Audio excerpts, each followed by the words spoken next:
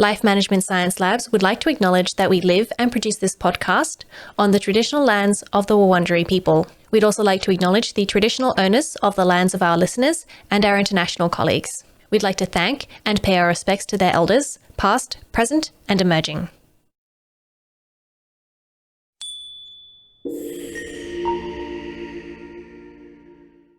Hi everyone, and welcome to On the House, the Household Management Science Insights podcast, produced by LMSL, the Life Management Science Labs. We are champions of life management science, providing structured insights informed by science and inspired by practice on key aspects of conscious living.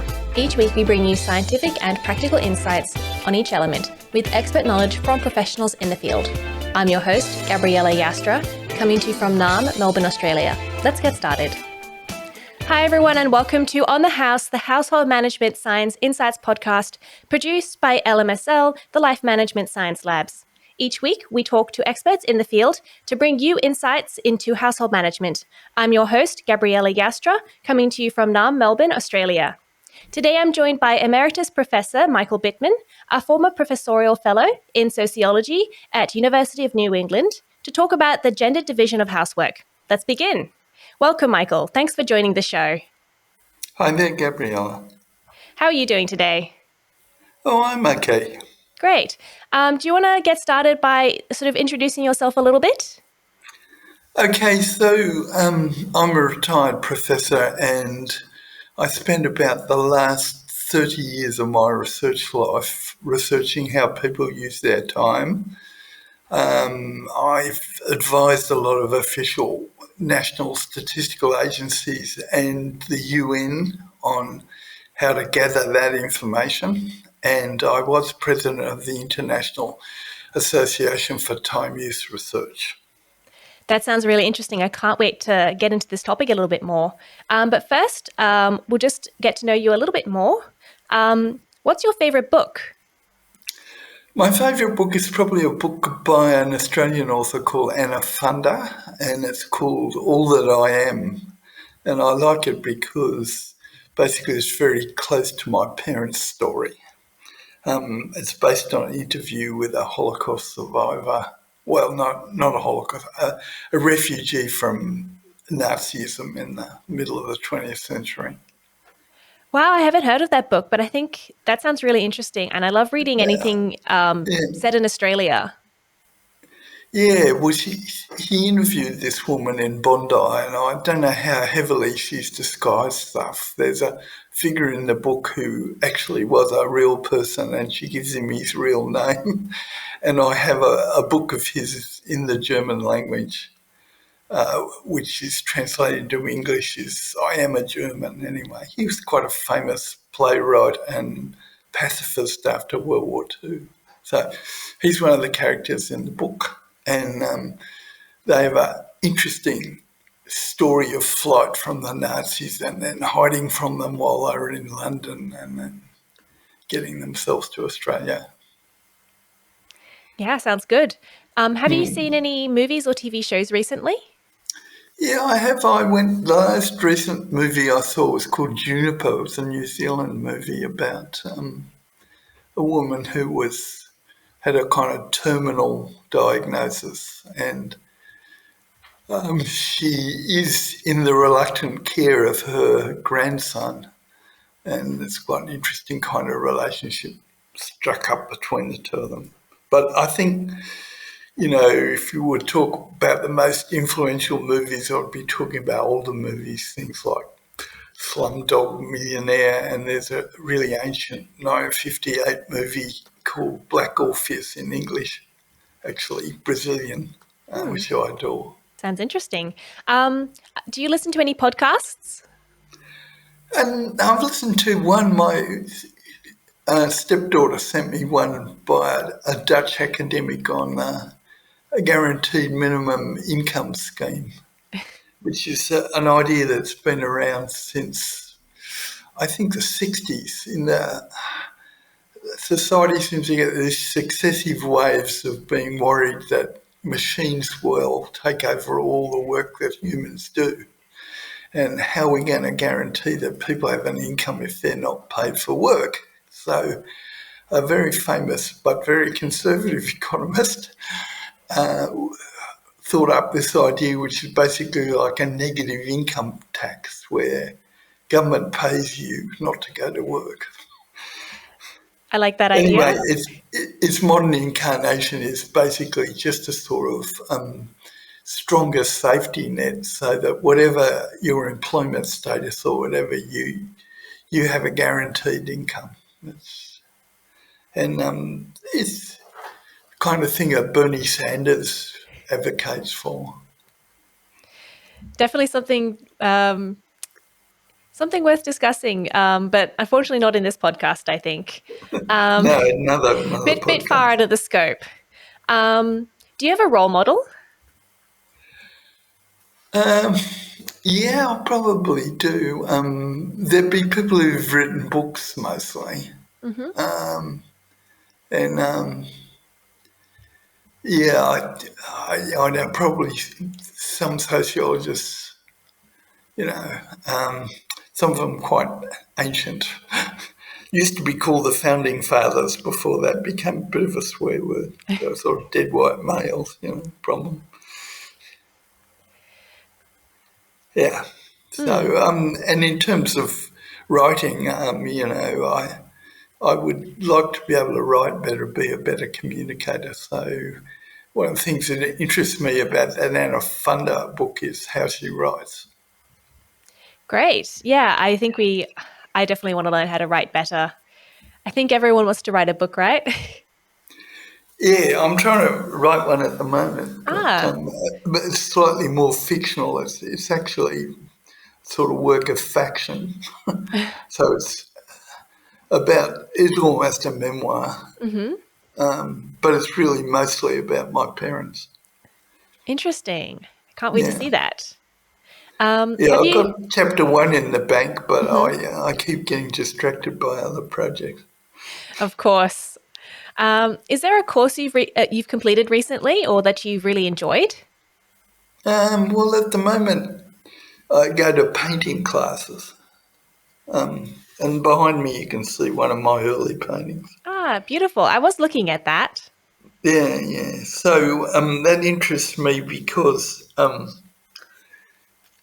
my parents were from Austria, which lost any coastline it had when the empire ended after World War One. And so they came from a landlocked country, but they thought one of the attractive features of Sydney was the water, the ocean beaches and the harbour. And they didn't really know what you did on an ocean beach. They loved the beach, but they find a grassy place and spread out a picnic blanket and take an awful lot of furniture and prepared food and have a big picnic there. And when they went into the water, they found a calm spot and they swam breaststroke on top of the water. But I saw these Australians were sort of playing with the waves. And I decided I'd quite like to do that once I'd learned to swim. And I just sort of followed my intuition, which was to swim over the break. That seemed like the logical thing to do. But in fact, what that does in a Sydney surf is end up giving you what is called by Sydney siders a dumping, right? So you get thrust to the bottom of the ocean and half buried in the swirl of sand and salt, and you think you're going to drown. And that's not the way to get beyond the break. So I call this painting behind me the first lesson my parents couldn't teach me, because another immigrant descendant boy showed me that the way to do it was run towards the wave and dive under it, which sounded like a crazy idea when I first heard it, but it's the only thing that works. So I did a painting of that. That's great. That's a great memory. Yeah. So much our parents teach us and so much they don't. No, they just didn't know about that because they never swum in the ocean. Yeah. Before. They knew about lakes. Yeah, it's very different swimming in a lake. Yeah. So we'll move on to the topic. We'll start off with how do you define household management?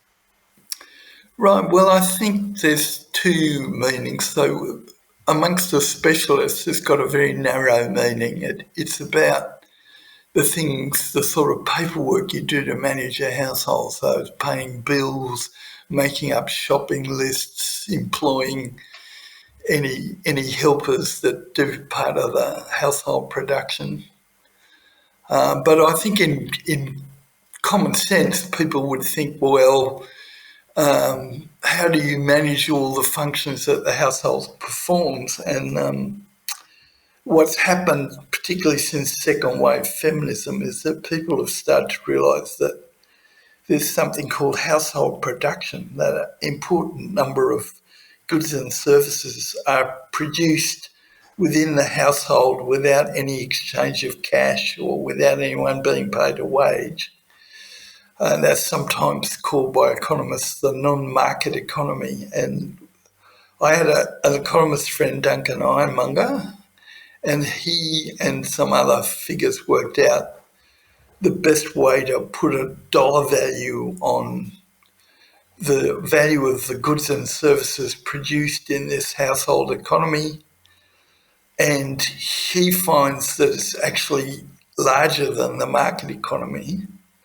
And if you break the market economy down into particular branches of industry and you measure the amount of time that's devoted to that industry and you compare it to the amount of time that households devote to their products and services, then you find the biggest industry in Australia is childcare, even though a tiny proportion of the Australian population is actually doing it at any one moment. But I think it's about 20 times larger than mining in terms of the time allocated. And I think there's a growing understanding that actually conventional economic measures which pay no attention to these non-market exchanges actually miss something important. And I think we're going to discover this more and more because the demographers point out that economic advancement comes with a falling rate of fertility, so lower birth rate. Mm-hmm. And the other miracle we've wrought over the last 100 years or so is much longer life. So if you look at life expectancy until very recently, it's just a continuous compounding upward curve. And so the result of that is that what used to be called the age pyramid now looks not like a pyramid. Mm-hmm. And if you calculate a ratio, which the demographers call dependency ratio, which is the number of people who are below or above working age compared to the people in the working age bracket, that's generally something like 18 to 60 or 18 to 65, we're getting to the point where the dependents completely outnumber the working age population. And the only solution to that set of demographic trends seems to be more thoroughly mobilised female labour, which has happened to some extent in some Scandinavian countries like Finland, where they, after World War II, they basically mobilised the whole of their female population. Yeah, so they're going to have to find ways where they can release the labour that goes into managing households and producing those services at home with something that allows parents in particular to join the paid labour force without long breaks and for the hours that are required. Interesting. So the products and services you mentioned, so those are things like looking after children, I guess cooking meals, that type of thing? Indeed. And so you're saying that what we need to do is take the people who are performing those actions and put them into the labour force to care for dependents? Yes, that's right. So people are starting to talk about something they call the care economy, and the COVID crisis really foregrounded this, right? So a lot of what the household does is actually keep people in a condition to present healthily for work. So they're reproducing their own capacities. And when you come to the care of children, you're talking about developing these capacities. And, really humans are a bit of a miraculous species, They're born in a sense kind of prematurely. I mean, if you've ever been witnessed, say, the birth of a calf or something like that, they come out and within moments they're trying to stand and they stumble around a bit. But within half an hour they're upright, right? Now that just doesn't happen with humans. That takes much, much longer. And a lot of the things that humans have to learn are complicated and they're very social, right? So one huge miracle is the acquisition of language. That somehow what children learn, starting with just vocalization, which is crying, and somehow mothers work out what the irritation is that's causing the crying, but they go from that to a small acquisition of vocabulary, often mispronounced, and adults think it's charming. They can't say mama or dada properly. But then they hit something called a vocabulary spurt, where they go from about 50 words vocabulary to 10,000. Wow. And if you think about language, it's complicated because, first of all, you have to get the phonemes, that's the linguistic term for pronunciation, correct, right? You have to be able to say the word mother or father correctly, and so it's not confused with other or things that sound a bit similar. And then there's what's called morphemes, right? So morphemes are little grammatical devices that define possession and tense, continuous activity and so forth. So once you've mastered the language, you've got to realise how you have to alter it to make it plural or to make it a continuous description, running, that kind of thing. And children master all this before they get to school. If they didn't have this by the time they got to school, schooling wouldn't work, right? So it's a really phenomenal period of growth, and we're only just beginning to realise that. Nobel Prize-winning economist called James Heckman pioneered this, but actually the investment in the first 5 years of children is just the most important time, right? And the rate of progress later is much slower. And what people often think when they observe children is that they don't have a very long attention span. But what it is actually the learning is so rapid. They acquire something, they move on to something really quickly, just phenomenal speed. Anyway, so there's that kind of capacity building that people do in childcare, and that's mostly the work of parents.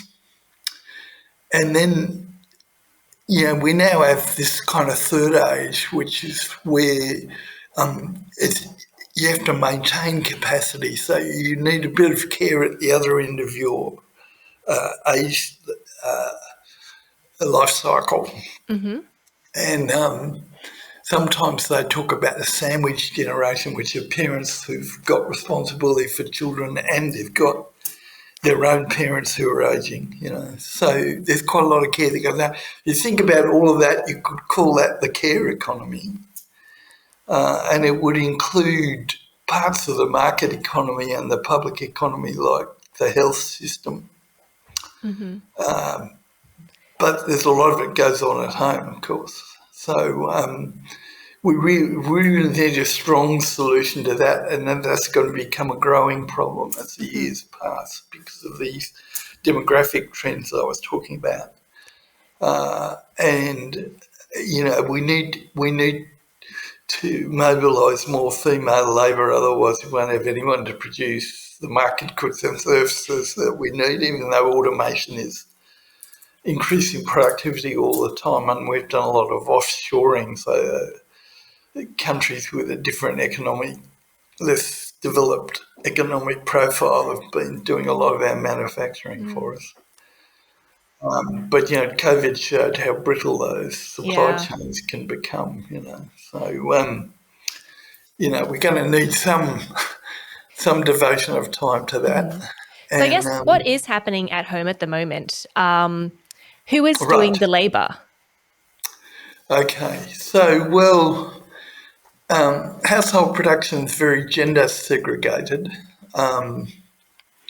And it varies by life cycle stage, right? So teenagers don't do very much if they're living with their parents, but even that is sex segregated. Girls get domestic tasks like, bits of food preparation and meal cleanup and perhaps a bit of help with hanging out the laundry and, a bit of cleanliness maintenance. And boys get jobs like yard work, raking up the leaves and maybe helping dad wash the car. Then when people form households, there's a big leap in their domestic labour load. And I used to find back when I started, which was working with data from 1987, that when people married, what happened was men who'd been living independently from their parents married and lost some hours of domestic labour, and their wife acquired more hours of domestic labour. But I'm happy to say that over time that seems to be diminishing. Oh, good. And the next phase, I suppose, for a lot of people is childbirth, and that is an absolute tsunami. You just cannot believe how upside down that turns lives. So if you looked at people's, when you collect how people use their time, they have this peculiar characteristic where occasionally they multitask. So they do more than one activity simultaneously. Mm-hmm. But if you only count their main activities, then households devote 11 of the 24 hours in the day to caring for infants below 2, right, which is just a shocking amount of time. And if you threw in the multitasking, that is when you're doing some other main activity, but you're just keeping an eye out for the children, that would be an even larger proportion of the 24 hours. And of course, we all know that parents of young children often have disrupted sleep.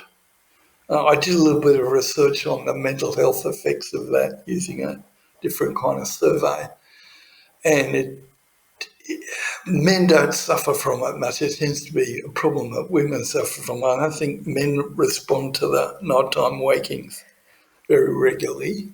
But I also found that the effect of being interrupted by your infant child while you're sleeping on your mental health is weaker than being financially deprived, which is measured by things like have you ever been unable to pay a bill or have you had to borrow money from someone, That's much worse mental stress, as it turns out. And the other thing is if you're in a low quality job, that's a job where the balance between the job demands and your resources are out of whack. And that's also very damaging to your mental health. So anyway, what happens at childbirth is that you get women going down what's sometimes called the mommy path. And strangely enough, men get a wage premium for being married and having children, if you look at the averages, right? So their income goes up. So if you look at lifetime income, then you see them the men go up and up and up, and they peak at about 42 years of age. And women have this big fall off in their income, and then they rejoin, but they never get right back up to the men's levels again. Right? So that's why it's called the mummy track, or the other name for it is the motherhood penalty. And that's going to be something we have to deal with, because we don't want to discourage the birth of children. That's the end of society, and there's an equity issue, which is, why should work of equal skill have different rates of pay? So we need to attack that motherhood penalty in some way. What would your recommendation be to tackle that? Well, if you can encourage men to be more interested in raising their children, and there's some promising preconditions for that. So what I found, even though our time use data doesn't go back very far, the earliest study was in 1974.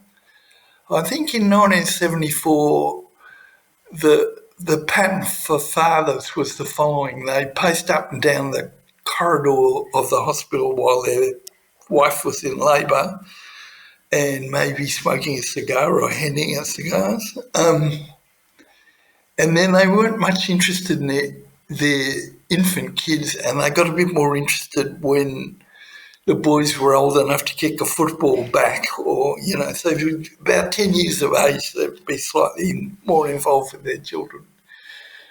And then they started making fathers present at birth.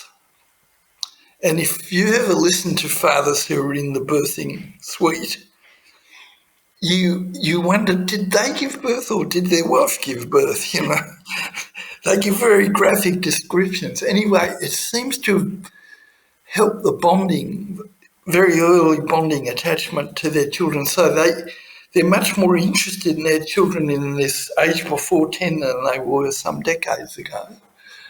And the other thing that I think has changed is the way we think about children, right? So if you go back to Victorian times, the aristocrats used to say, well, children should be seen but not heard, right? And they farmed them out to governesses. And there was a widespread thing, if you go back far enough in time, that poorer people used, and they were called wet nurses, right? So people who didn't like breastfeeding or they couldn't breastfeed, and they farmed that out to other women, right? And there were these things called foundling homes, where if you got an unwanted pregnancy, they'd have a secret little rotating turret thing. You could pop your baby in and then turn this turntable around so it disappeared into the foundling home. And so there was a lot of that kind of thing going on. And a very high infant mortality, right, in this historical period.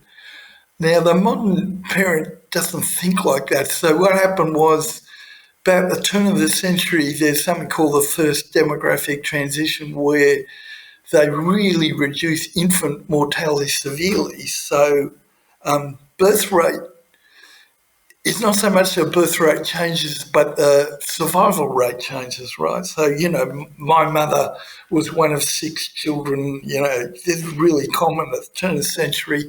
That was the average number of live births to a woman, right? And at that stage, they also discovered germ theory, and a woman's responsibility was to keep the house hygienic. Right, so they started using soaps and disinfectants and all that kind of thing. Also, nutritional science got going a bit, and people started talking about a square meal, which is protein, carbohydrate, green veg, and another type of veg. Right, that's the 4 sides of the square.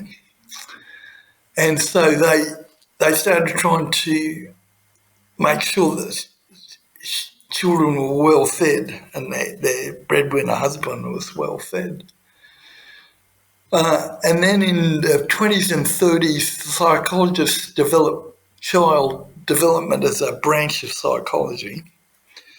And suddenly the emphasis changes completely away from cleanliness and nutrition to the psychological development of the child. And we're still in that phase. And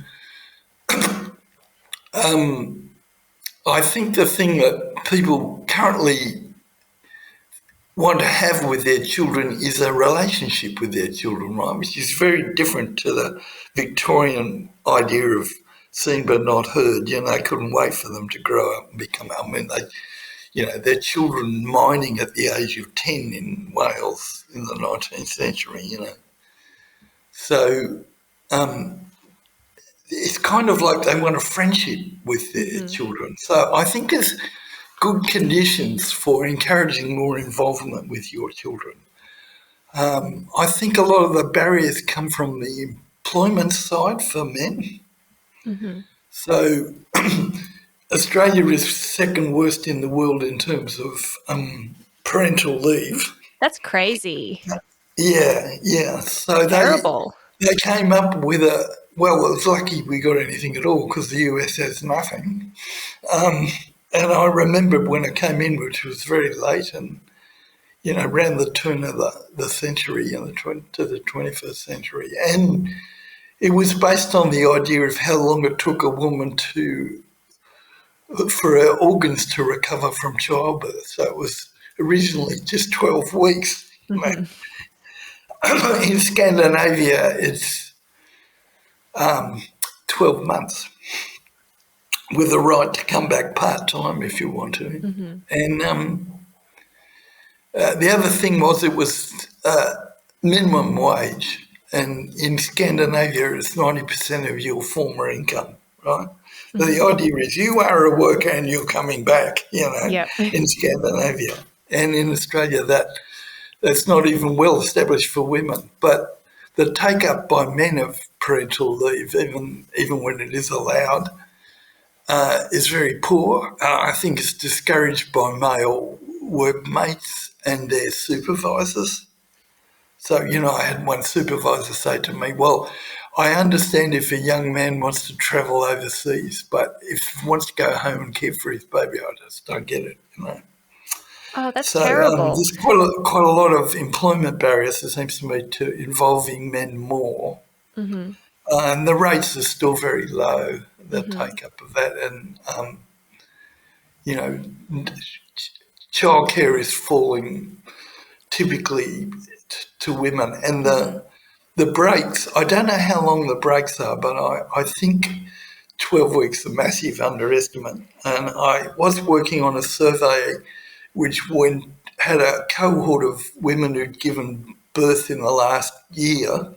And then it was a longitudinal survey and I followed them every 2 years. Well, I found that because the ideal family size is 2 children, women would have 1 child and take some time off, but within the next 2 years they'd have a second child while they were having time off, right? And often the break would be something like about 8 years before they returned to work. So,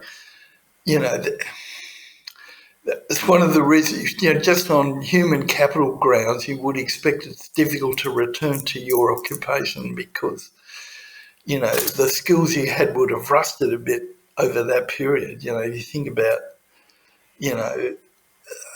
a profession like architecture, well, originally what you had to do was learn how to draw to scale and, how to get perspective into your drawings and so forth. Well, no one draws a thing anymore. It's all done on a computer. So, the women coming back to work is often difficult because things have changed quite a lot. Yeah. And that might be another reason why their earnings never recover as well as they do. So there's that childbirth phase. Now, the thing is that the domestic labour burden associated with child work falls quite steeply with the age of children. And if you think about it, formal education is like a big child minding scheme, right? So that suddenly frees you up between 8 and 3 for most people when it's term time at least. Terrible arrangements for the holidays, of course. And of course, they extended that with after-school hour care, etc. And we have a slightly better version of childcare than some countries, and we have a strong attempt to make sure the quality is quite good.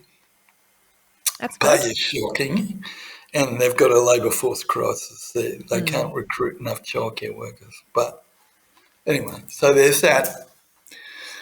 And so that diminishes, and you see that women, when their children reach school age, are more likely to return to work, and they diminish their housework, right?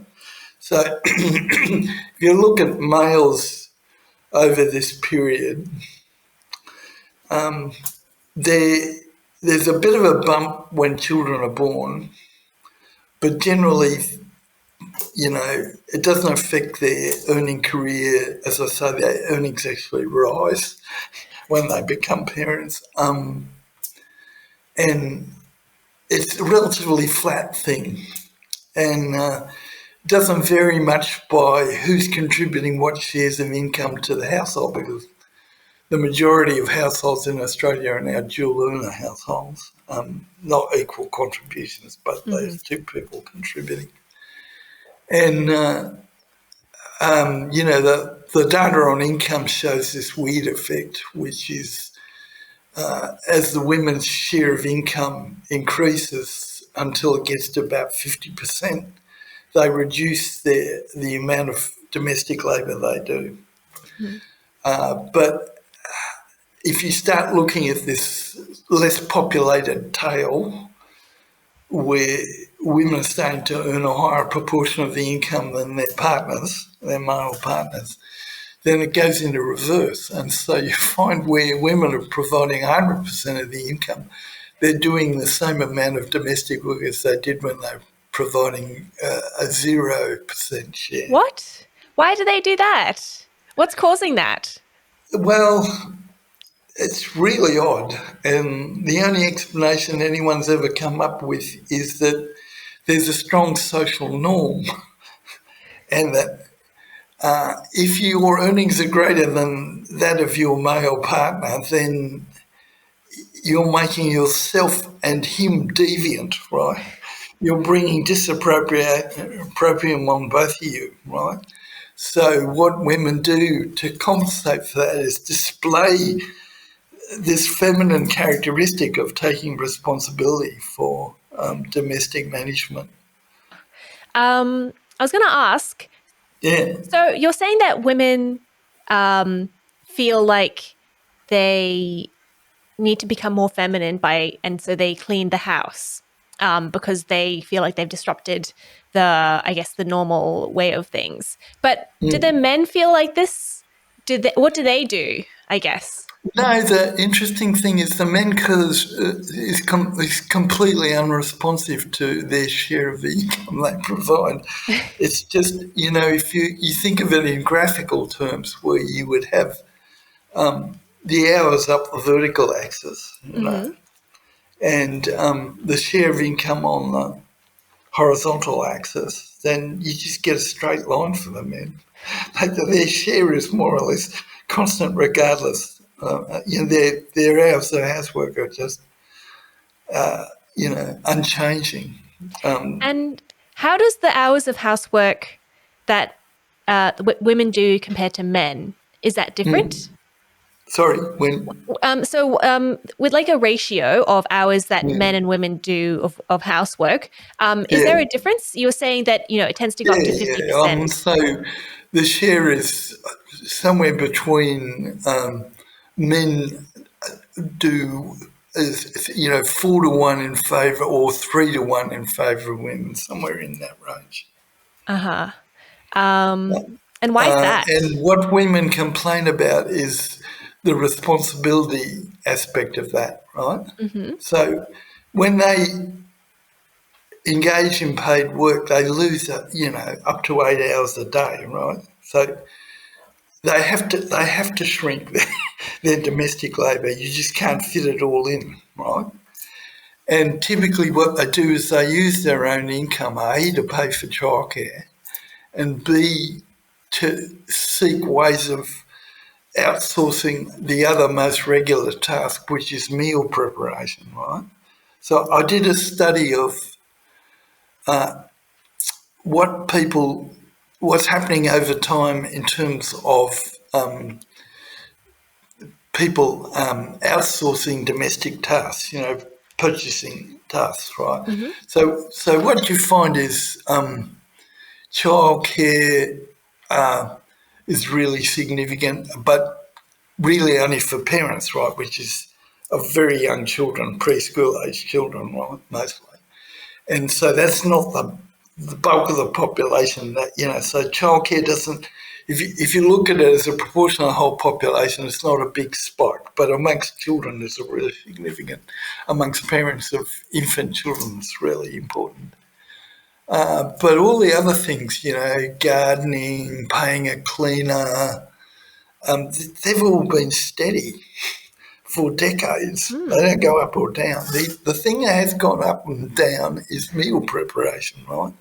So what's happened was when I was growing up, if you went to a restaurant, it had to be someone's golden anniversary or something, not every year. And now it's a regular event for all classes of income because, the Bureau of Statistics treats McDonald's as a restaurant because they have tables and you can sit down, right? So we've got about the same frequency of purchasing a prepared meal for the low-income groups as for the high-income groups. The high-income groups eat in different places. They spend more money and a lot more on wine. Yeah. But nevertheless, the frequency is a bit similar. There's a huge growth in takeaway food. And I imagine after the pandemic even more so. Mm-hmm. And then if you burrow into the supermarket basket, our expenditure survey is incredibly detailed. So I can work out purchases, with ridiculous precision. Is this ham champagne cured or is it honey cured? That kind of level. Wow. And what I did was I classed foods. I got a panel of consumers randomly selected, and I said, I want you to class these food types into 3 groups. One was raw, like a unwashed potato or something, and the other extreme was high convenience, like potato crisps where you tear the packet and you eat, right? And if you think about it, in the middle there's something which is intermediate. There's been something done to it, so it's less than raw, right? And it turned out that the respondents thought toast was in the high convenience category, so obviously sliced bread, throw it in the toaster, and anything you could fit in the microwave was also high convenience, right? So there's been a steady growth in the proportion of the household budget spent on high convenience foods. But the other movement is a lot of movement from the raw into the intermediate, right? So, you get pre-made pasta forms like, tortellini and so forth, which is stuffed, but they're stuffed ready for you. You just stick them in the boiling water. The And one that so, always amuses me is like pre-chopped salad or like frozen chopped vegetables. yeah. So all you have to do, I guess, is boil them rather than have to like prepare a fresh vegetable. Yeah. Would that be that type of thing? Yeah. Well, again, you can stick them in the microwave, so they'd probably call them high convenience. But also, if you look around, they actually serve carrot matchsticks in little plastic tubs. Oh, wow. And, they have what the French call crudité, bits of celery and carrot and what else already chopped up for you. And then people buy salad mix, which, the lettuce torn up, So that's all in that intermediate class, going more and more towards the high convenience. And the interesting thing was we looked in a longitudinal survey about where people do a rather crude thing where they say in rough hours per week how many hours they devoted to particular tasks. And we looked at women who were joining the workforce, and then we followed the same couple through a few waves, right? Because a lot of these surveys are done every year. So we followed them in some countries for over 7 waves. And all the adaptation comes from women. The men just don't change anything very much. And of course, the domestic tasks are very sex segregated. So, the men do yard work, quite a lot of the gardening. Not that women don't do gardening. And generally, they take responsibility for the car. But laundry savagely sex segregated in the other way. And when I did a survey which asked males what washing appliance they had at home, there was a small proportion who didn't know the washing device that was in use in their household, right? So they ticked the box that said twin tub when the wife had ticked automatic washing machine, and then when you asked them, what's involved in modern day washing, they all thought you could just throw everything in the machine, whereas women were very keen on separating whites and colours and thinking about what runs and, Yeah. whether it's synthetic or cotton and, with this a delicate needs a different cycle, So men were just plain ignorant about that. So do you think that men need to step up more and take on more responsibility? I think they could learn about that. I don't see.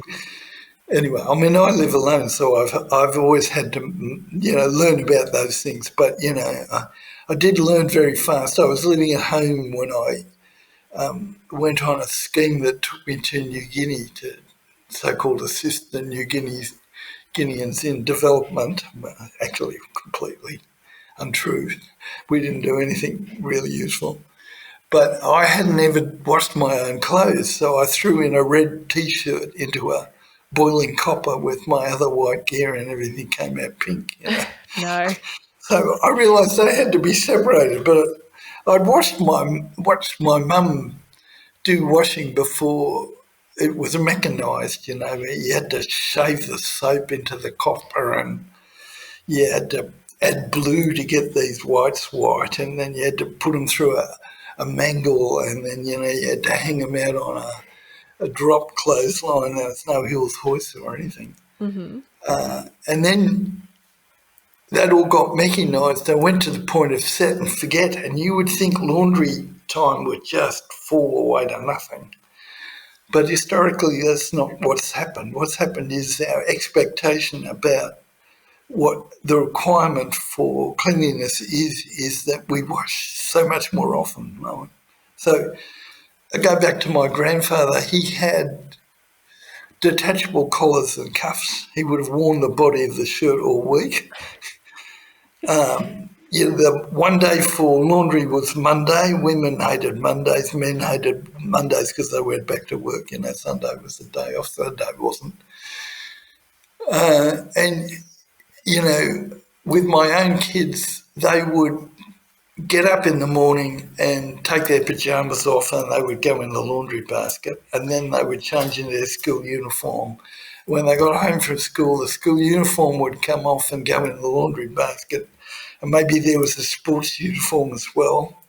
And then get in some leisure gear, and at the end of the day, the leisure gear would go in the laundry basket, right? So every day we were washing, huge amounts of this clothing all the time. So laundry is very odd in that you would think that we would have saved a lot of time, but we haven't.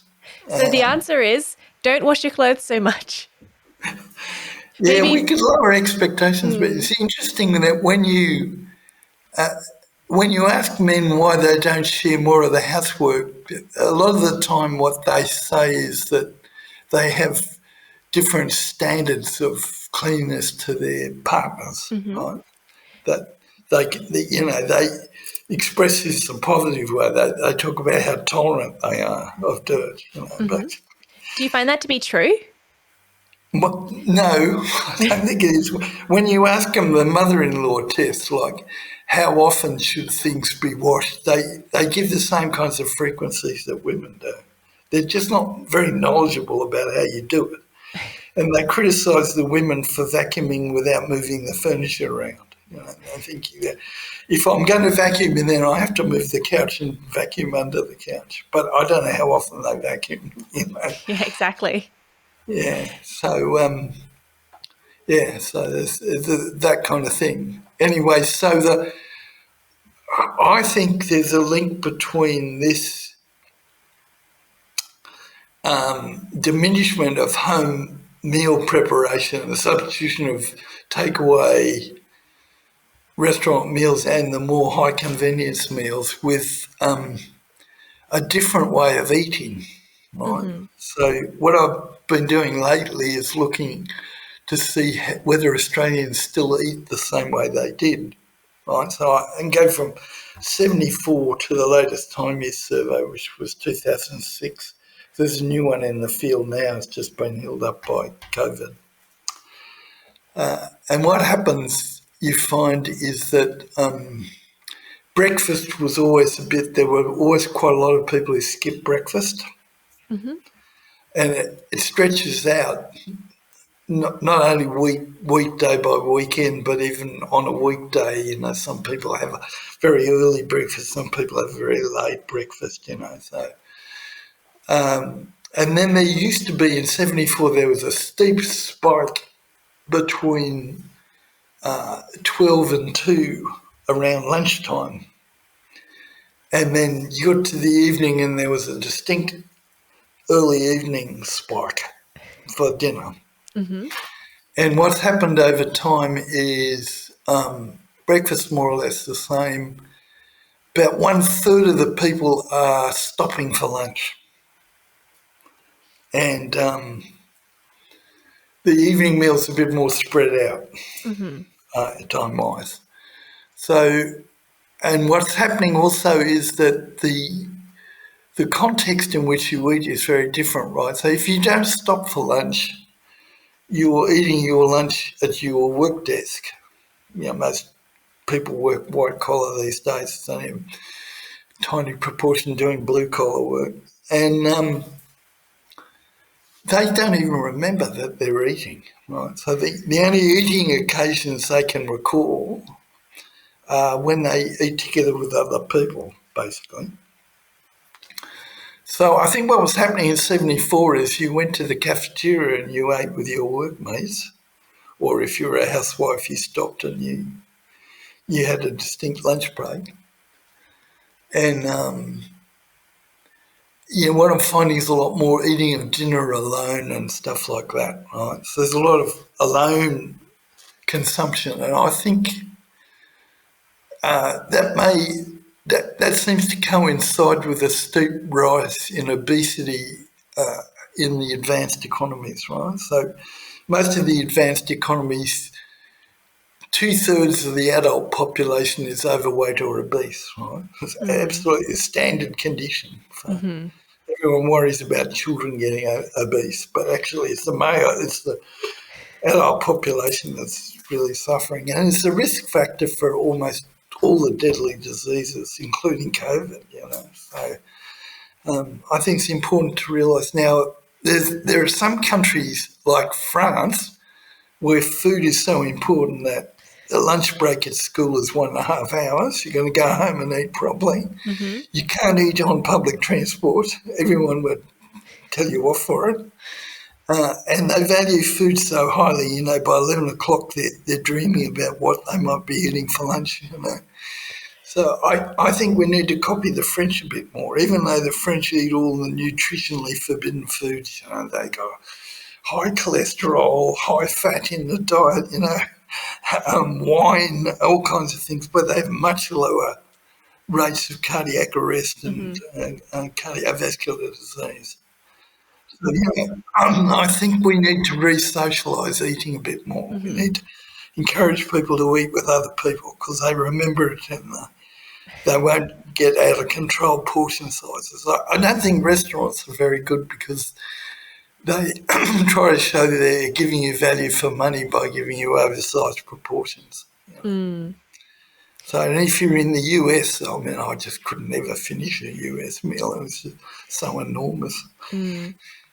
So the answer is to eat bread, cheese, and wine, but have it with other people and have an hour-long lunch break or 2-hour-long lunch break. Yeah, make sure you eat in regular intervals. Don't snack in between. And I think there's a form of social control when you eat with other people. You're less likely to have a too large proportion, or be greedy. And I think these things you eat at your desk, there's probably only particular types of food you can eat at your desk, but they're no doubt very Moorish and high in the things that prompt us to eat more, and they muck up the satiation, signals you get from your body, and you're probably just consuming too much food, apart from the fact that we don't exercise enough as well. Yes, a 2-hour-long lunch break would also help with exercise, I think. You'd have enough time to go for a walk.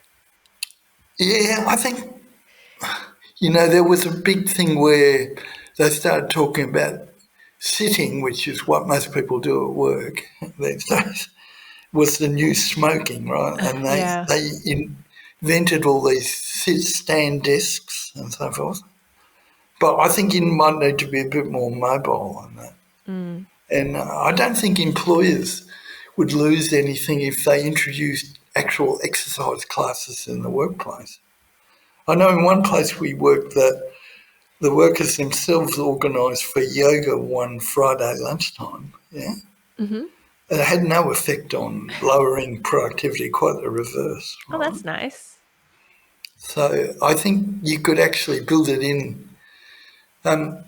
There are some proponents of time use that have used a different method to what I use, Mm-hmm. but their estimate is 25% of the time we're at work, we're on task. The other time is daydreaming, digressing on something unimportant, postponing, procrastinating, because all I do these days is either write or paint. Mm-hmm. I realise if I write a good 2 hours a day while I'm productive, I have more or less the same output I get in an 8-hour day when I Wow. fiddle around and make sure the desk is tidy and find something that's more important to do than actually is. So I'm trying to write or I get stuck or something. Has working from home affected housework? If you're saying that people spend only 25% of their time at work actually doing things and they're at home, then presumably some of that time spent not working would also be spent doing things in the house. Yeah, if you're working from home, well, difficulty is that most survey research stopped during COVID, right? Oh, Which is yeah, it's when hard. this. But I do have a colleague in Oxford. I'm working on a paper on this with him at the moment. He managed to field via the internet some surveys. So he has the same instrument. He has some data from 2016, so pre-COVID. Mm-hmm. Then he's got 2020 first big UK lockdown, and then another 4 successive periods of relaxation and lockdown, and then so-called lockdown and end of lockdown relaxation, which we know not perfect. And he says that the actual length of time doing housework hasn't gone up or down. Okay, interesting. But I've got another ex-student who's now a professor, and she did a study in Melbourne where they asked people questions that were self-rating how they felt about their housework responsibilities. Mm-hmm. Right? And there's no doubt that women found the task of having a home school and do the housework requirements and do the work from home very unsatisfying and stressful. Yeah, I can imagine. So, and I heard lots of stories, it's just anecdotal, from parents trying to preschool and homeschool, and you could tell the biggest battle was actually getting the children to ever cooperate. They all wanted to play games on the computer or do something else or just avoid it. Mm. So I think that was very stressful. And I think a lot of the teaching profession has the same problem. My friends who were at university with me when they were supported by a scholarship which is aimed at recruiting more teachers, went into teaching and were disappointed how much of their time they had to spend trying to keep order in the classroom and keep people on task, and how little and how difficult it was to engage them with, abstract mathematics or something like that. So Mm. tough task, I think. Yeah. Um, So, having studied this, have you applied any of this to your own life? yeah, as I say, I live alone, so I think like I try to you know not have I try to minimise my laundry, for example. Mm-hmm. I don't think I have to wash every item having worn it once. You know, so I don't know. I'm relying on my nose, and we're at the point where I suspect it might get smelly or something. So I just wash slightly less frequently, I think. Mm-hmm. And you know, uh, in terms of eating, I try to make sure that I'm eating 3 meals. And I have to watch my diet because my various medical conditions. I've got charts all over the place, which is to do with ridiculous things that most people don't have to worry about, like the level of potassium in the diet and Mm-hmm. the amount of phosphate in the diet and so forth. So I've got charts about the food that's high and low in these items. So, I have to employ that. I tend not to eat out much. Um, so I think I used to have a problem with overweight, but it was related to how intense the demands were on me, right? Mm-hmm. So what would happen is if I had to work long hours, I think I would basically comfort eat, and the Yeah. portions were too big and I wasn't getting enough exercise and so Yeah. forth. And Hmm. so, I'm 20 kilos lighter than I was at my worst when I was overworked, Mm-hmm. basically. So, I do that. Um, the managing my own time's pretty easy because, now I'm retired, so people would say I have endless amount of time. But I find the reverse is the case. Um, when they talk about what's too much job demand, in an occupation, they also acknowledge that too little of demand is very unmotivating, right? Mm. So they have a kind of threshold of arousal where the job demand is enough to sort of start engaging them. So what I find is that's an important element of my time. I've always got some manuscript I'm working on or some painting I've half finished, and that's enough to keep me aroused and engaged with what I'm doing. So I enjoy that a lot. Mm. Um, yeah, the COVID thing, just to go back to that, is, surprisingly not much change in housework time. There hasn't been enough study done about these children who are homeschooled. I think we're going to find out whether there was a price to pay for that. Mm. Strangely, the remote working worked incredibly well. So working paperwork time did not go down over that period in the UK. Shopping going to the shops just plummeted. And that meant people were obviously doing much more online. And there was, the gig economy flourished and there was a lot of deliveries.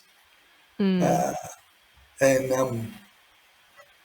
it's going to be interesting to see how much this remoteness changes things. So I think that the people who've got investments in the central business district are worried that customers never going to recover for the ancillary businesses, the coffee shops and blah blah, the workers support, and probably landlords are going to have a bit of trouble with office space. But mind you, that space could be reconverted to residential and it would be snapped up. Like people like living smack in the middle of the CBD. So I don't know if that's going to be a crisis. The other thing that happened is the travel times dropped a lot, because the whole point about social isolation is they only wanted you at home with your familial group, your household group, and people didn't go out much. So I suspect there's going to be an increase on online everything, including, I don't know whether streaming services will do as well post-COVID as they did before, but I think there will be a lot more use of streaming services, for example. So there'll be a lot more home entertainment that's replacing going out, I suspect. And, I think television has changed a lot of sporting events. So, I wonder whether they need to build such big stadiums because the real audiences and the real income is coming from television. So I don't know whether that's answering that question or not. Yes. Yeah. I think that's all we've got time for, actually. Yeah, thank you so much for coming. It was really great to talk to you, and I've certainly learnt a lot today.